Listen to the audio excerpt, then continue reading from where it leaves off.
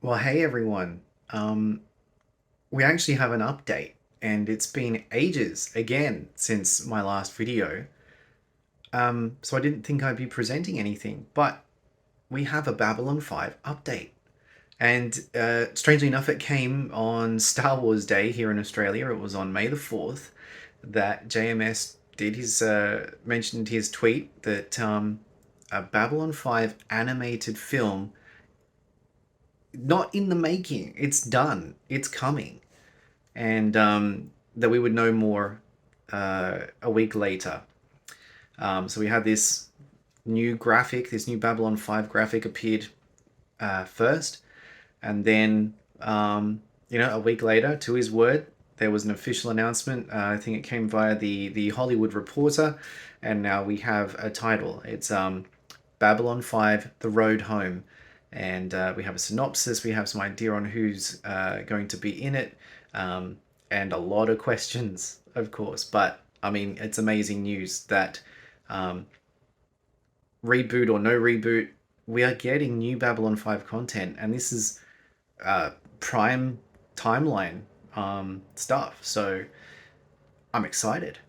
And so, one thing that the Hollywood Reporter article did give us was this first screenshot of the station and the kind of animation style that they're going for.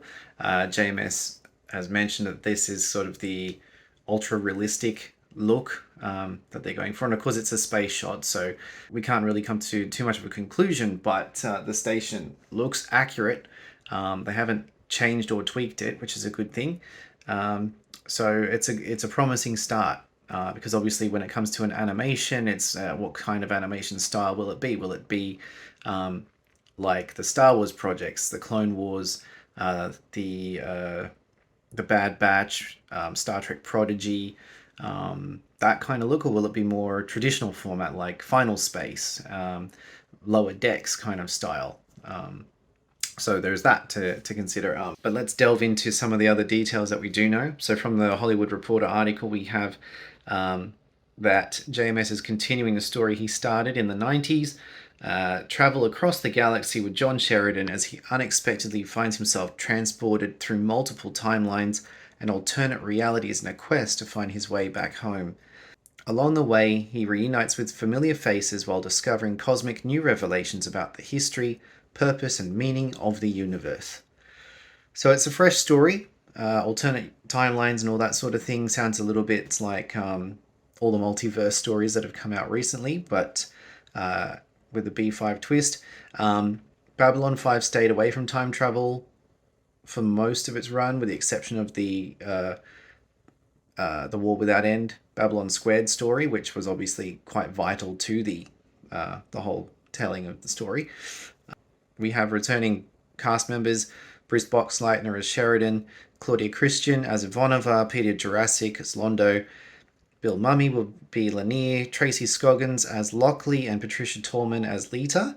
And I know the stars have tweeted or posted about this on social media.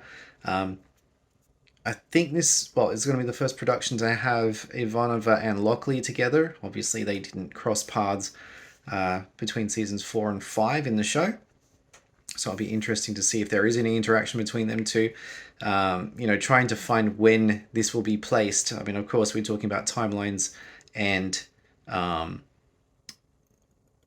realities, so they may not be together, but it would be interesting to see Captain Ivanova and her ship maybe coming to visit Babylon 5 in a post season 5 2262 timeline. So it goes on to mention these other voice actors who are taking on roles for actors who have passed on. So we have Paul Guyette as Zathras and Jeffrey Sinclair, Anthony Hansen as Michael Garibaldi, Mara Junot as a reporter and the computer voice, Phil Lamar as Dr. Stephen Franklin, and I hope I'm pronouncing these right. So Peter Michael as David Sheridan, Andrew Morgado as Jakar, and Rebecca Reedy as Delenn. It doesn't mention there which David Sheridan will be played, whether it's John's father or John and Delenn's son. If it's the latter, that's quite exciting too. as he was mentioned in the show but never shown, and he's quite an important character as well. Um, yeah, Straczynski has plugged the film with words such as raucous, heartfelt, non-stop, and a love letter to the fans. So very excited. I mean, in JMS's hands, it's going to be great. It's going to be, and I'm on board. Regardless of its animation style, I'm on board. In further tweets, JMS has confirmed that Christopher Franke will not be taking on the role of composer, as Chris is over 70 years old and pretty much retired nowadays. But I'm sure the music will be of a quality and standard that we've come to expect from the show. And yeah, just that more details will be coming soon. This is done. This is ready to go, and I think we're looking at summer 2023, which will be for the Northern Hemisphere, of course. So as we are now shivering into winter here in Australia, it's not far away at all. I believe some of the most recent tweets from JMS have said that mid-June we should have more details, a trailer, and a release date, etc. So this is very exciting. There are so many questions to come out of this, but I believe we're going to get our answers really soon. And like I said, this is set Prime Universe, so this expands upon the current canon.